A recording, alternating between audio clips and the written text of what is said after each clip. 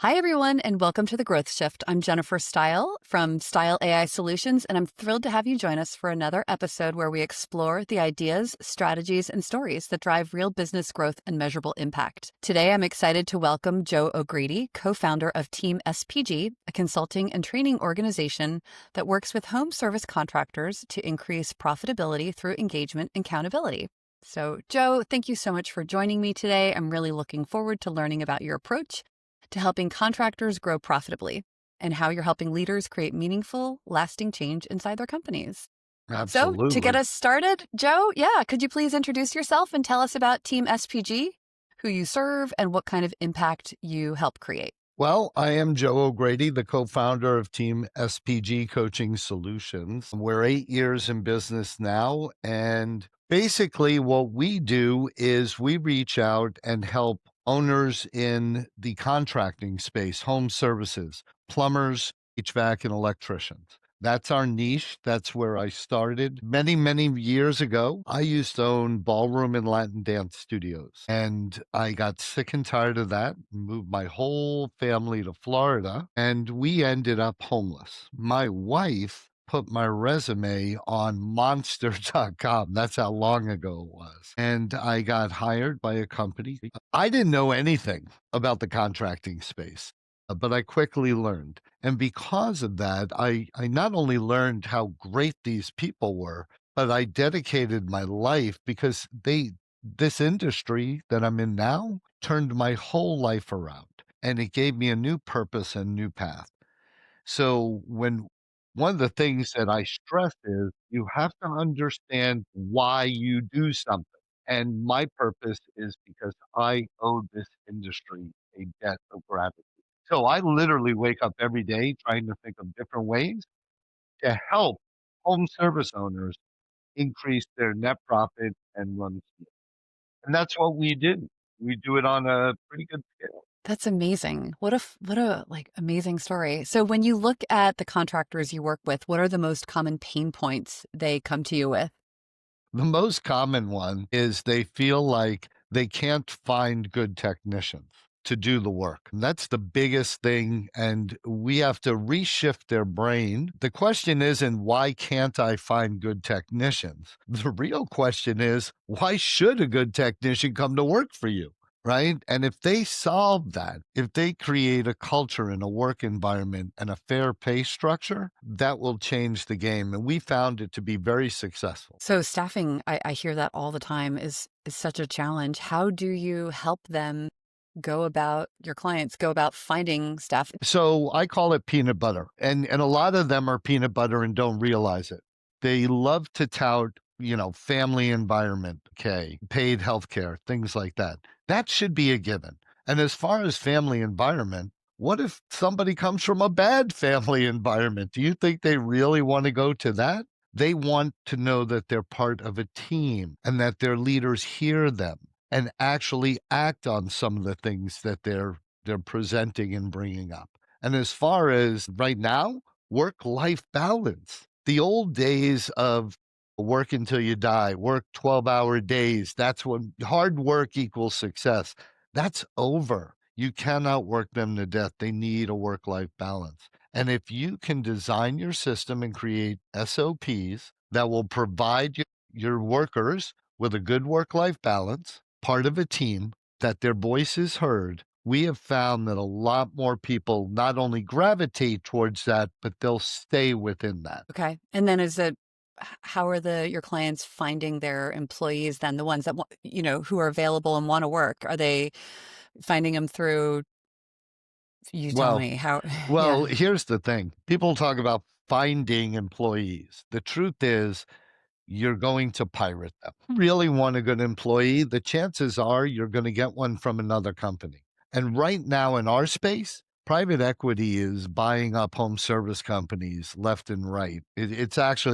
It's a big problem. And I think that with that being said, they're not creating a good environment. And a lot of technicians or employees are leaving those PE companies. And you have to be poised to get them immediately. You have to be the first one to get them. So actually, marketing is a big part of it. Not only are you marketing for customers, but you have to market for employees as well. Sure. That's the main way that companies are getting better employees. And when you talk about marketing, what does that strategy look like? So we don't deal with marketing. We work with marketing companies. People want an answer right away. A lot of the companies we work with have got AI answering the call immediately. So, in other words, if somebody is on a website and they want to fill out an application, instead of, filling out some kind of a contact form, they're actually put in touch with someone right away who can do a phone interview. And that increases the speed to interview, which keeps them more engaged with you in the beginning. And a lot of the younger people, they're into the tech. They love it. Yeah, yeah. Let me ask you this. How has your company's mission evolved since the early days? Have you seen shifts in what home service business owners need most from you now versus when you started? No, they all need the same thing. Our mission has been pretty consistent throughout the years to help home service companies increase their profitability through engagement and accountability. That's our mission statement. It hasn't changed. The same things that we found 8 years ago when we started, we're still seeing today. The difference is a lot of the owners now come to us and say they're more clear. Instead of saying, I want to make 10 million, $25 million, they're saying, I want to sell in 5 years for $25 million. So their vision and mission has changed a bit, and we help them get. Interesting. Well, let's talk about what's happening in the home service industry right now. It's such a dynamic space, and leadership challenges seem to be changing quickly. What trends are you seeing when it comes to how contractors are leading their teams and measuring profitability? Okay, so this is a big deal in our space simply because of the things going on in the economy. Commodities costs have risen. And for example, HVAC used to be able to eke out a 55% gross margin. Now they're lucky if they can get 45%. They can't overprice themselves. They'll price themselves out of the market. And because of the economy, homeowners actually don't have the same liquid funds available to be able to make major repairs. I just replaced my HVAC system 3 months ago. I live in South Florida. I knew it was going to be between $14 and $16. I didn't have that money laying around. I thank God I have a good credit score and I was able to get financing, but not everybody has that. So a lot of the players in our arena are starting to go back to repair versus replace. They're looking at a way to just keep that system running long enough till hopefully things turn around or that person can get financing. So we're getting away from just trying to replace units to more repair of the unit. And that's a mind shift because this industry for years has been built on the more units you sell, the better you are. Well, what have you noticed in shifts in the past year in terms of how home service companies approach growth and culture and accountability? All right, so growth, culture, accountability, three different things. Growth used to be measured by a 20% year over year growth. I've never been that guy because one of the things I realized early on is that most of these owners are so concerned with the top line that they negate the bottom line. And they'll go and it's the big man contest of I did 20 million, I did 25 million. But when I ask them what their net profit was, they all get quiet. And that was one of the things that I honed in on. We have companies that are doing $7 million, but they're doing it at 25% net profit, which is huge. Most companies are under 10%. So here's the thing, the growth is they're now starting to look at EBITDA and trying to figure out how can I be more profitable, which is a great shift in the industry. It's taken years to get them to that point. I'm glad they are. As far as culture goes, that's a hard one because a lot of these owners are old school, older than I am in some cases. I'm 60, some of them are 70, still working. And they believe in the old school of work hard and it will guarantee success. Therefore, they end up burning out a lot of their employees. They have to get that culture shift, get away from the peanut butter and the old school way of thinking, and start embracing automation technology to make things easier on their staff and time, because people value their time so much more now. As far as accountability, that's our specialty. Very few owners will hold themselves accountable. Most of the owners actually believe, I own it, I'll do whatever the hell I please. Right or wrong, it's my company. That is true, but we hold them accountable to the goals that we've combined set out, and we actually get them to meet those goals. You mentioned some of that culture shift and switching over to making things easier through technology and automation. How do you coach your teams to try to embrace that? Well, we use it quite a bit. We've created technology within our own platform to be able to monitor KPIs on companies, budgeting, things like that. And I think that the people I hire are much smarter than I am. They're younger, they understand technology. That's why I said, I'm an analog man living in a digital world. If you text me, chances are I'm going to call you. That's how I prefer to communicate. My team, they're younger, they're smarter. They're the ones who deal with all that.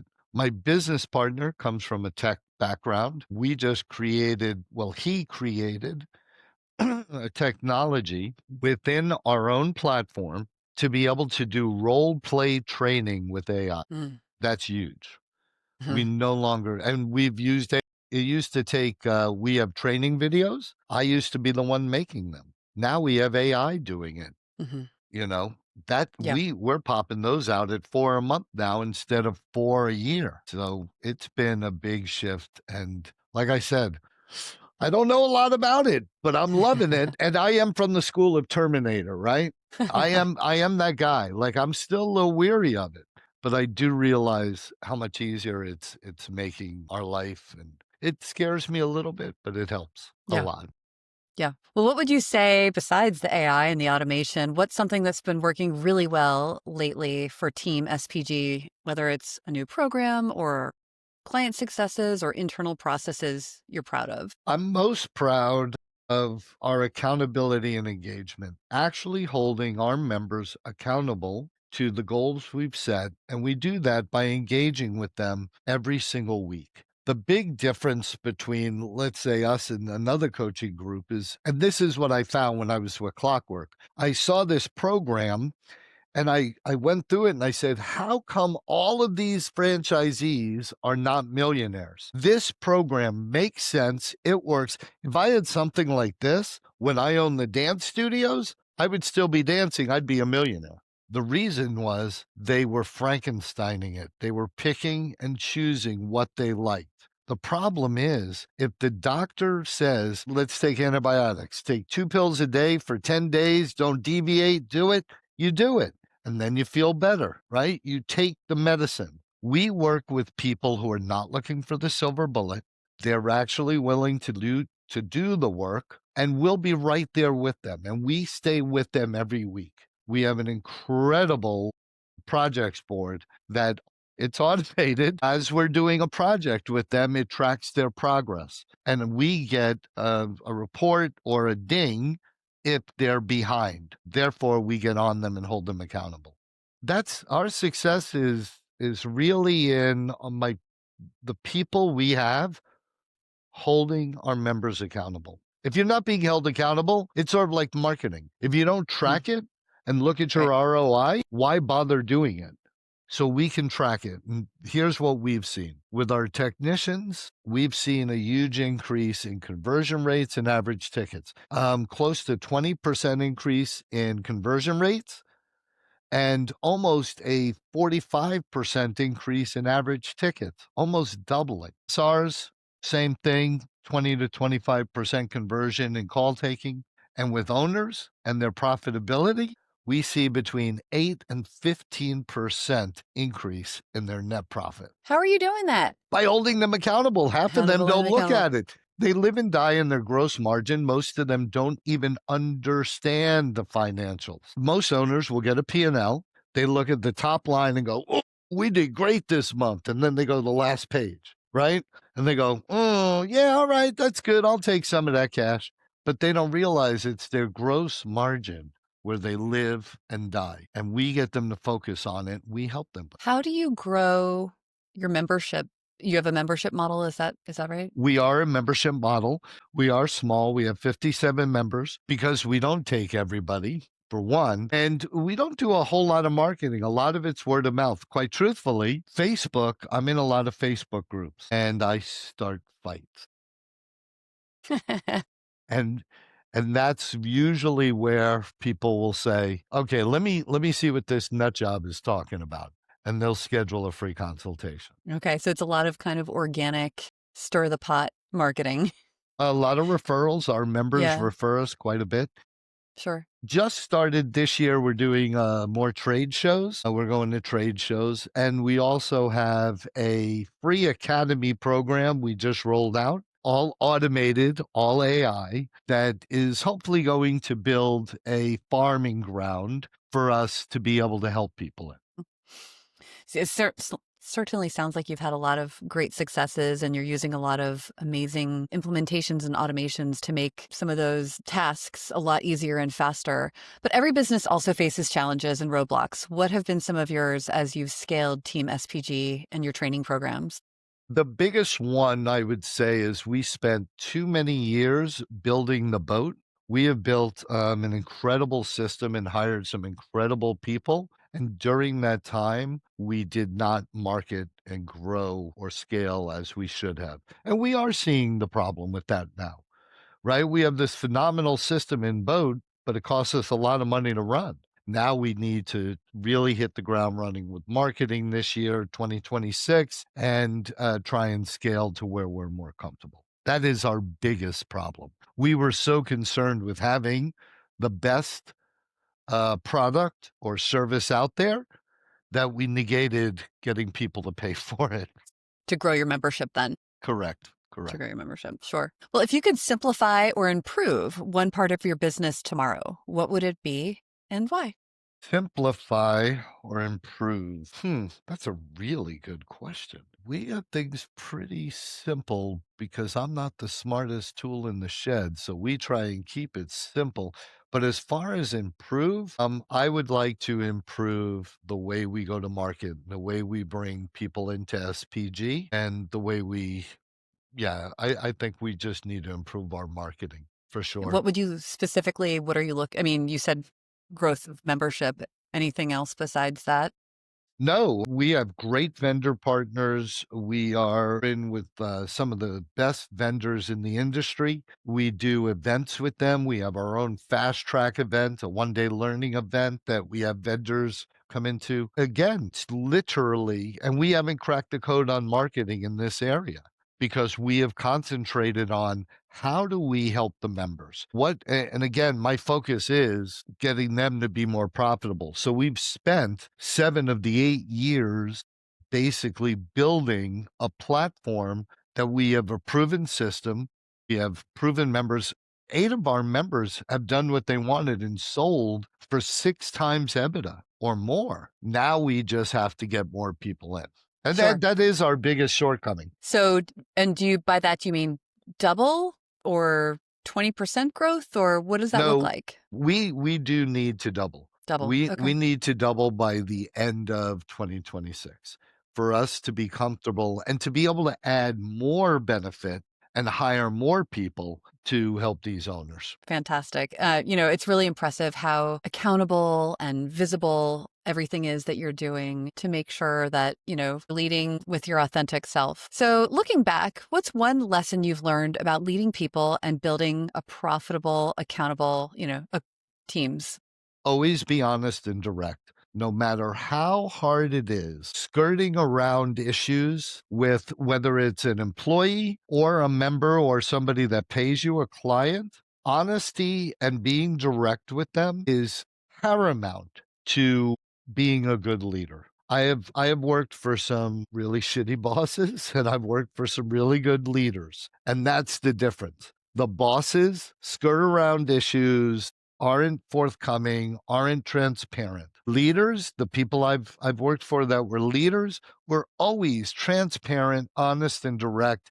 No BS. I knew where I stood and I knew what I had to get done. So if you do that with your employees and your clients, they will appreciate it. Nobody wants, especially in consulting, nobody wants smoke blown up their behind. They want to know the truth. That's why they Mhm. hired you. Right. Yeah. So we do Yeah. that. How do you personally stay focused and aligned as a leader, especially when you're juggling everything, the coaching, clients, growing the business? I play poker. Poker is, I play tournament poker. That's my happy space. I play in the World Series of Poker every year.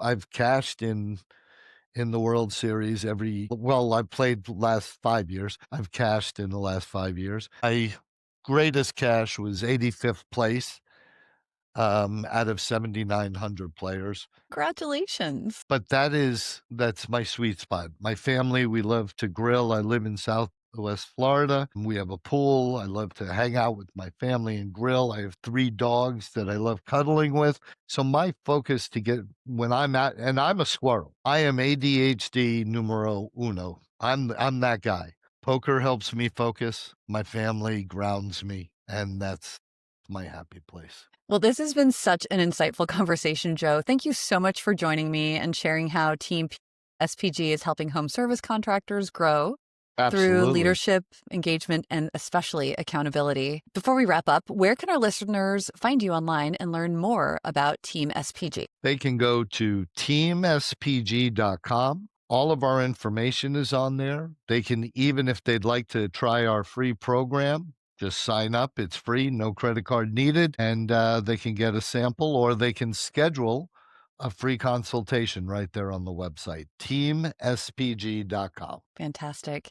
Thanks again, Joe, for being here. I really enjoyed hearing your story and insights. Well, thank you so much for having me.